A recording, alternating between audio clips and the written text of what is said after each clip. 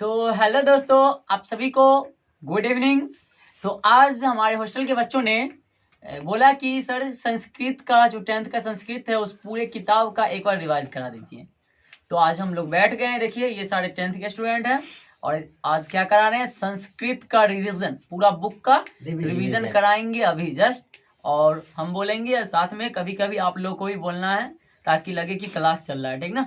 और हमको भी तब तक पढ़ाने में मजा आएगा, तब बहुत अच्छा से, ठीक ना जी। तो आप लोग का संस्कृत में ना टोटल 14 चैप्टर है। कितना चैप्टर है? 14 चैप्टर है। इसमें से मुख्य जो चैप्टर है पहले पढ़ा देते हैं सारा, देखते हैं जितना तक एनर्जी रहेगा। बैठे हैं, खाना पीना भी नहीं खाया अभी, ठीक ना। जितना देर तक एनर्जी रहे तब तक पढ़ाते रहेंगे। समझ में आ रहा है ना? हाँ, ब्रेड पहले आ चुका है खाने के लिए। पहले इस सबसे पार्टी लिए, उसके बाद रिवीजन कराना है, ठीक ना।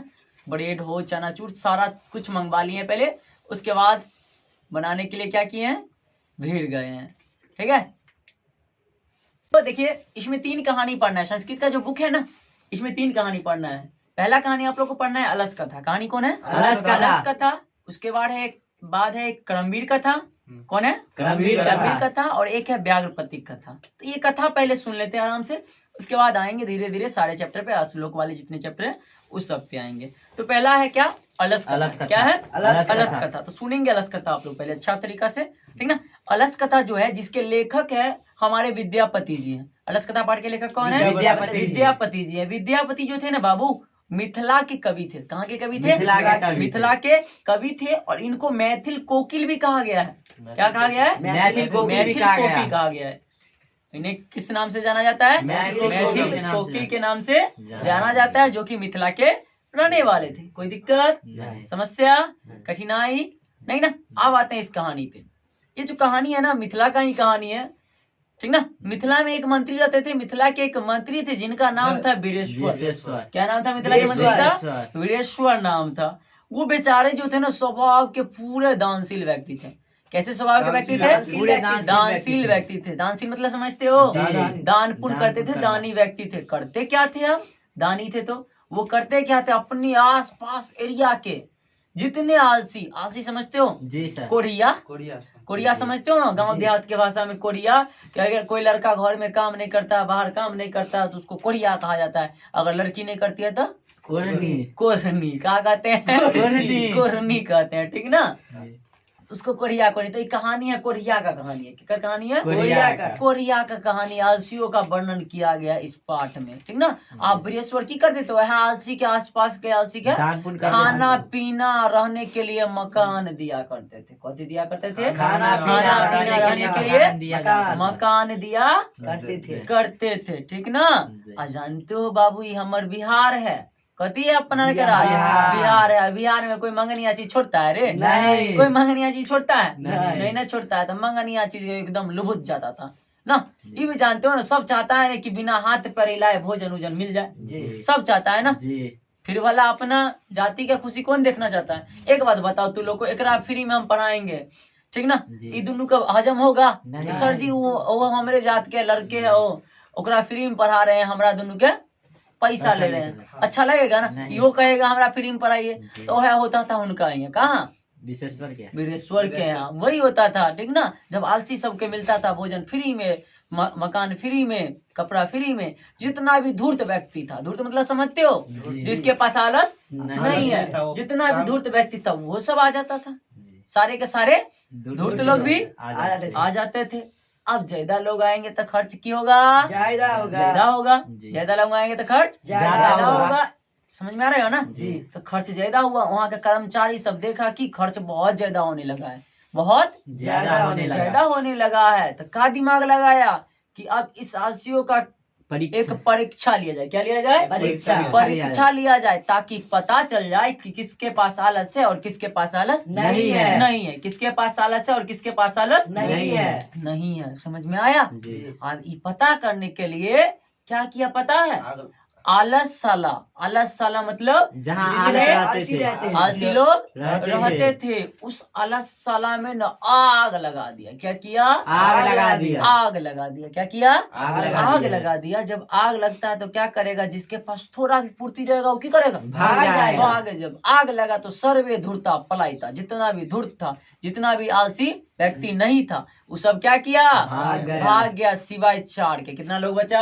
चार। 4 लोग बचा। कितना लोग बचा? चार। 4 लोग बचा। ठीक ना। अब वो चारों की कर रहा है, अंदर में बैठे है और चारों आपस में बात करने लगा। चारों आपस में बात करने लगा। वही में से पहला बोलता है। कौन बोलता है? पहला बोला, अहो कथ में कोलाहल। क्या बोला? अहो कथ में कोलाहल मतलब होता है क्या शोरगुल हो रहा है। क्या होता है मतलब? क्या शोरगुल हो रहा क्या है? शोरगुल हो रहा है। हो रहा है। समझ में आया? जी। वही में से दूसरा बोलता है। फिर दूसरा क्या बोला पता है? नहीं। क्या बोला? दूसरा बोला कि ऐसा लगता है, ऐसा प्रतीत होता है कि यहाँ पर ना आग लग गया है। क्या लग गया है? आग लग गया है। आग लग गया है। तीसरा फिर फटक से बड़ जवाब देता है। तीसरा जवाब देता है कि कोई ऐसा धार्मिक व्यक्ति नहीं है, कोई ऐसा धार्मिक व्यक्ति नहीं है जो भींगा हुआ चादर चटाई हमारे शरीर पे डाल सके ना। कथी डाल सके?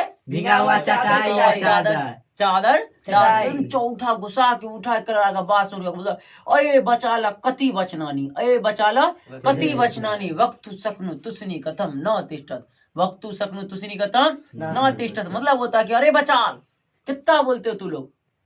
सबको डांट दिया कि ठीक से हमको सोने नहीं देते हो, ठीक से हमको सोने नहीं देते हो। अब बताओ ये सब चारों के बात सुन के कराने विश्वास हो जाएगा कि आलसी है चारों सबको हो जाएगा ना। तो बाहर में सब कर्मचारी सब सुन रहा था, बाहर में सब कर्मचारी सब सुन रहा था। सबको यकीन हो गया कि सही में वाकई में इस चारों के पास क्या है? आलसी है। आलसी है, आलस है। समझ में आ रहा है ना जी। सबको विश्वास हो गया, सबको विश्वास हो गया। तब की किया? चारों क्या ना केस पकड़ा। कथी पकड़ा? केस। इना के पकड़ा केस। अब खिड़की के रास्ते से बाहर निकाल दिया। कौन रास्ते से? खिड़की के रास्ते से बाहर निकाल दिया। और सबको यकीन हो गया था कि अब इस शाहरुख के पास आलस है। सही में ये सब कोढ़िया व्यक्ति, आलसी व्यक्ति है। और तब क्या किया? मंत्री लोग, जो कर्मचारी लोग जो चीज खाते थे वही चीज इस चारों को भी, आलसियों को भी खिलाते हैं। और कहा भी गया है कि एक पत्नी जो होती है उसकी रक्षा कौन करते हैं? पति। उसके पति। एक पत्नी की रक्षा कौन करते हैं? उसके पति करते हैं। और एक बालक की रक्षा कौन करते हैं?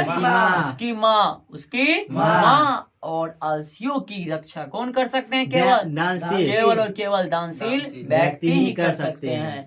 तो बाबू इस कहानी से आप लोगों को कुछ सीख मिला? जी सर। क्या सीख मिला बताओ? हमारे पास आलस नहीं रहना चाहिए। हाँ, जो आलस है उसको दान करना चाहिए। और जो भी आलसी व्यक्ति उनको थोड़ा मोड़ा दान पुण्य करना चाहिए और सिखा देना चाहिए, बढ़ाना चाहिए कि काम कीजिए, ये कीजिए, वो कीजिए। समझ में आ रहा है ना? तो यही था आप लोग का अलस कथा। तो आशा है, उम्मीद है, विश्वास है कि अच्छा से समझ में आया होगा। आया जी। एगो और कथा सुनावे आए जी। एगो कथा है करमवीर कथा। कथी है कथा? करमवीर कथा। कथा सुनने में मन लगता है जी सर। ऐसा कथा हम जब बच्चा थे ना तो दादी सुनाया करती थी। कौन सुनाया करती थी? दादी तनी गो में लोरी यार सुनाया करते थे कि सो जा मुन्ना।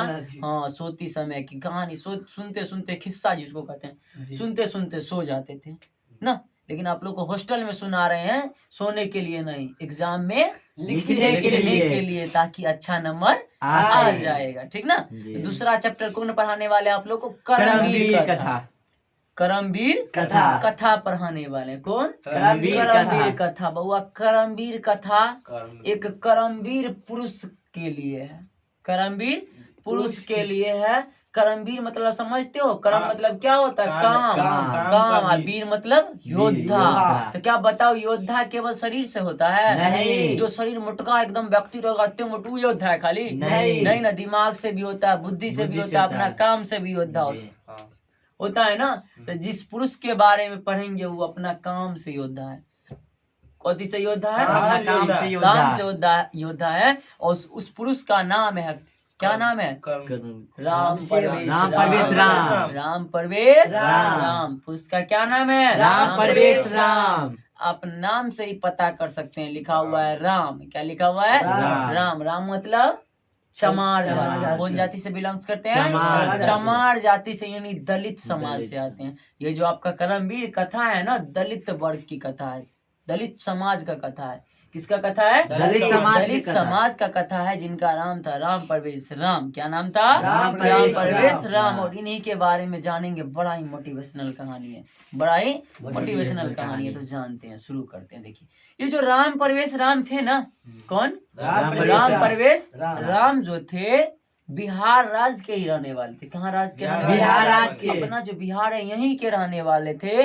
इनका जो घर था बिहार राज्य के एकदम छोटा सा प्रांत, जिसको दुर्गम प्रांत कहते हैं। गांव का नाम था, ग्राम का नाम था भिखनटोला। गांव का क्या नाम था? भिखनटोला। भिखनटोला। इनका घर कहाँ था? भिखनटोला। भिखनटोला में था। और भिखनटोला में एक व्यक्ति रहते थे, जिनका नाम क्या था? राम परवेश राम। एक व्यक्ति नहीं कह सकते हैं आप, अनेक उनका पूरा व्यक्ति गांव के लोग जी। रहते थे। और उन्हीं गांव में किनका घर था? राम परवेश राम का घर था। उस गांव में न सारा घर कुटिया का बना हुआ था। मकान, पक्का मकान एक भी नहीं मिलता। पक्का मकान एक भी नहीं मिलता। और वो गांव में बउआ ना स्कूल कुछ व्यवस्था नहीं था। स्कूल कुछ नहीं व्यवस्था था। कोई चीज का व्यवस्था नहीं था। न बिजली आती थी, न पानी मिलता था ठीक से, न मकान था छत का, कोई भी चीज वहाँ पे ढंग से नहीं मिलता था। और राम परवेश राम का भी घर था, तो उसी तरह कुटिया उटिया का बना हुआ था, ठीक ना।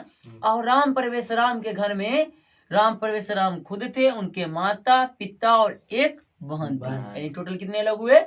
चार लोग ना। कितने लोग हुए? चार लोग हुए। कौन कौन? माता पिता, राम परवेश राम, उनकी बहन। बहन। कोई दिक्कत नहीं। नहीं ना। अब स्कूल तो था नहीं, तो उस गांव से ना लगभग कोस भर दूर में, कितना दूर में? कोस भर दूर में एगो स्कूल खुलता है, प्राथमिक स्कूल। कौन स्कूल खुलता है? प्राथमिक स्कूल। 5वीं तक वाला जानते हो ना? जी। 1 से 5 तक वाला 5वीं तक वाला स्कूल खुला। कौन स्कूल खुला? प्राथमिक 5वीं स्कूल। तक वाला स्कूल खुला। अब वो स्कूल में तो नैका सर जी आएंगे, नैका शिक्षक का आगमन हुआ। अब बताओ, कोई नैका कोचिंग खुलेगा, स्कूल खुलेगा, नैका सर जी मर से आएंगे ना, आएंगे तो नैका शिक्षक आए। कौन आए? नैका शिक्षक आए। अब शिक्षक आए, जैसे मान लो हम ही कोचिंग खोले हैं, तो हम भी चाहेंगे नहीं कि हमारा कोचिंग में बहुते बच्चा आए। सर जी उससे चाहते थे कि बहुते बच्चा है, तो यहाँ की करते थे सर जी, सब घूमने के लिए निकल जाते थे। कहाँ? घूमने के लिए गांव गांव घूमते थे। तो उसमें से एक सर जी ना कहाँ गए घूमने? भिखनटोला गांव में। कहाँ गए घूमने? भिखनटोला घूमने गया। भिखनटोला में ना देखे कि राम परवेश राम और कुछ दोस्त, तब ओकर कुछ साथी सब कुछ खेल रहा होता, निशाना में रखा मार ठान के, ठीक ना, गोली खेल रहा होता, जो भी चीज मानिए कुछ खेल रहा होता है। तब वहां पर जाके शिक्षक जो है राम परवेश राम से पूछते हैं, राम परवेश राम से पूछते हैं कि बाबू तुम पढ़ना चाहते हो? बाबू तुम पढ़ना चाहते हो, ठीक ना। अब एक बात बताओ, जो लड़का को जो चीज नहीं मिलता है वो क्या करना चाहता है? पाना चाहता है। क्या करना चाहता है? पाना चाहता है ना। जी। जैसे हमारा पास अभी कार नहीं है, क्या नहीं है? कार नहीं है। हम सोचते होंगे काश हमारा पास कार होता।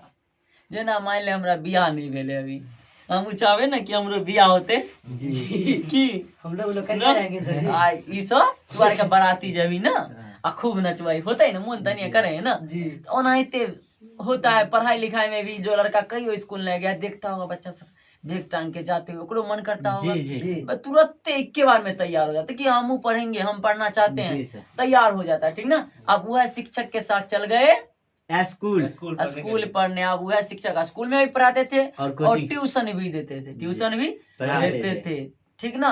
एक तरह से उस शिक्षक का हाथ उस स्टूडेंट पर पड़ गया था, ठीक ना। अब जान लो कि एगो शिक्षक का हाथ अगर जब स्टूडेंट पर पड़ जाता है, कोनो स्टूडेंट पे, तो वो स्टूडेंट आबाद हो जाता है ना। तो 5वीं तक पढ़े, 8वीं तक पढ़े, ऐसे पढ़ते गए। आया हाई स्कूल के बारी, हाई स्कूल में फिर पढ़े।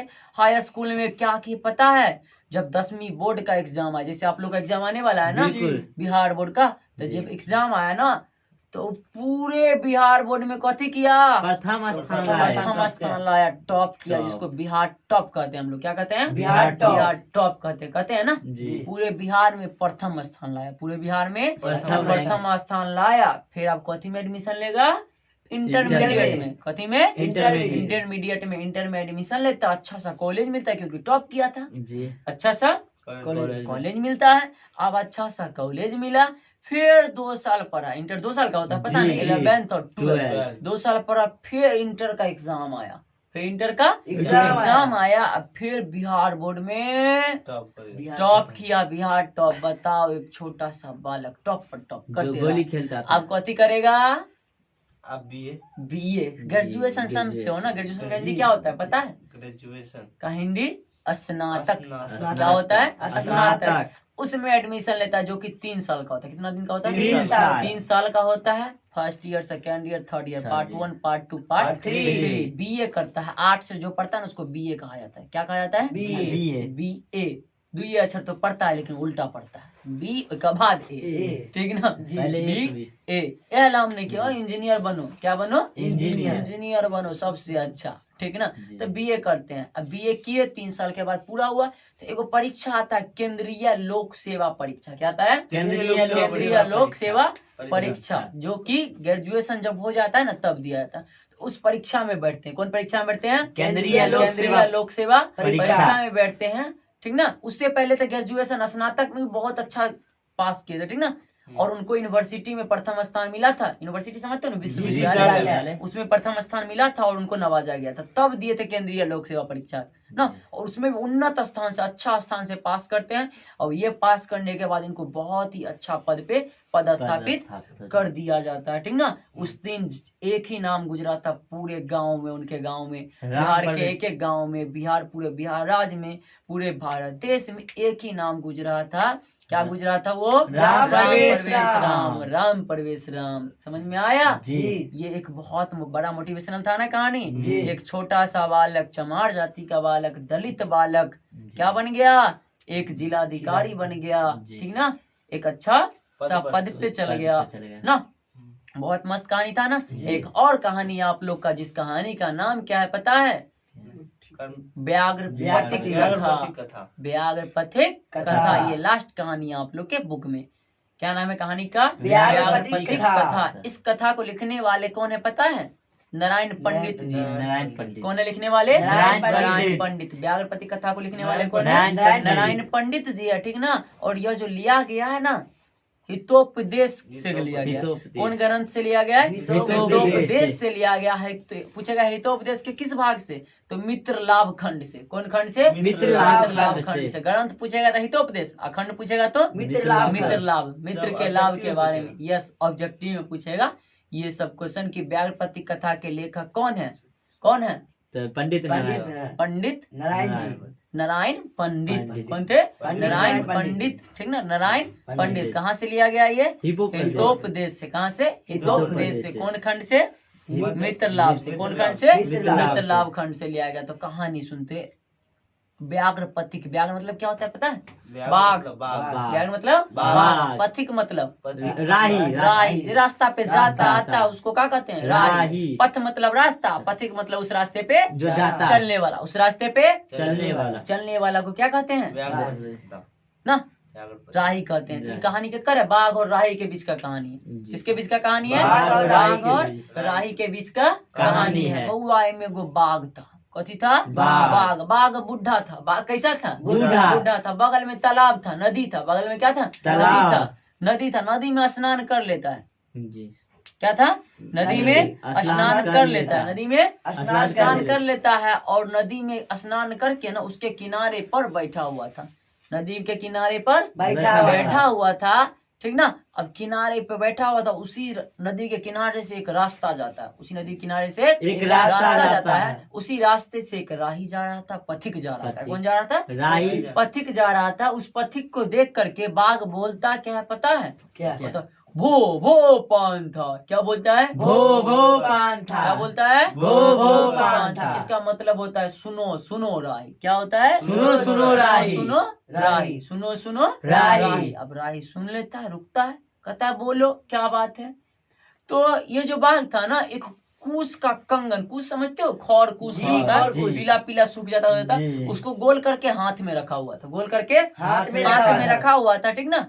और उस राही को दिखा करके बोलता है कि मेरे हाथ में है ना सोने का कंगन है, मेरे हाथ में क्या है, सोने का कंगन है, इसे तुम ले जाओ, इसे तुम ले जाओ ले जाओ, इसे तुम ले जाओ। ले जाओ। समझ में आया ना। जी। जी तब पथिक भी राही भी सोचने लगता है कि ये तो हिंसक जानवर है। जी। हिंसक मतलब समझते हो, खतरनाक खतरनाक मार जानवर। काट करने वाला, जी। जो मार देता है, काट देता है, हम्म। हिंसक जानवर है।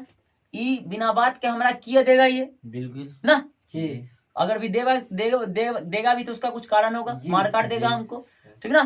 पूछने लगता है उससे कि तुम तो हिंसक जानवर हो, तुम पर हम विश्वास कैसे कैसे करे, तुम पर हम विश्वास कैसे कैसे करें? करे कि तुम हमको छोड़ दोगे। तो बाघ कहानी सुनाता है वो फंसाने के लिए। बाघ क्या करता है, कहानी कहानी सुनाता है उसको फंसाने के लिए, ठीक ना। कहता है कि जब मैं जवान था, जब मैं जवान था तो कुछ जानवर को, कुछ मनुष्य को मार दिया था, खा गया था, जिसके कारण मैं वंशहीन हो गया। क्या हो गया, वंशहीन हो गए। वंशहीन हो गया। हो गया। मेरे बच्चे मर गए, मेरी बीवी मर गई ना, मेरा अब कोई कोई नहीं नहीं है। बचा। देखो मेरा नाखून भी गल गया है, मेरा दांत भी गल गया है, जी। ठीक ना, ये सब गल गया है। बोला कि फिर मैं धार्मिक ग्रंथों का अध्ययन किया, उसके बाद पता चला कि क्या दान पुण्य करने से ना पाप धुल जाता है, पाप मिट जाता है। जी। इसलिए मैं ये सोने का कंगन तुमको सब दे रहा है। देना चाहता हूँ। बताओ ये सब, मेरा दांत गलल है, ये नख गला हुआ है, क्या मैं तुमको खा सकता हूँ नहीं। ना। तो बात में फंस जाता है कौन, राही। कौन फंस जाता है, राही। राही। अब पास में जाता है, फिर बाघ सोचता है कि अगर हम एकरा तक खाएंगे, हम्म। अगर लपटेंगे तो ये भाग जाएगा, बुढ़ा है, हम दौड़ नहीं पाएंगे। एक और फंसाया, फिर बोला तुम जाओ बगल में नदी, उसमें क्या करो, स्नान कर। स्नान करके आओ, थोड़ा शुद्ध हो जाओ। जी। अब बेचारा गया उसमें स्नान करने के लिए, वो लेकिन था कथी, अथी था, कीचड़ था। कीचड़। फिल्म में देखो दलदल, जब एक बार चल दलदल। जाता तो दोबारा निकलवे नहीं करता है। अब उसमें फंस गया बेचारा, जी। भाग गया, एकदम मार के खा लिया खा गया। पूरा बाघ के द्वारा वो खत्म मारा गया। कौन, राही। राही। इसीलिए कहा गया अति लोभे वर्जते। क्या कहा गया है, अति अति लोभे लोभे वर्जते। वर्जते। अधिक लोभ करना कथी है,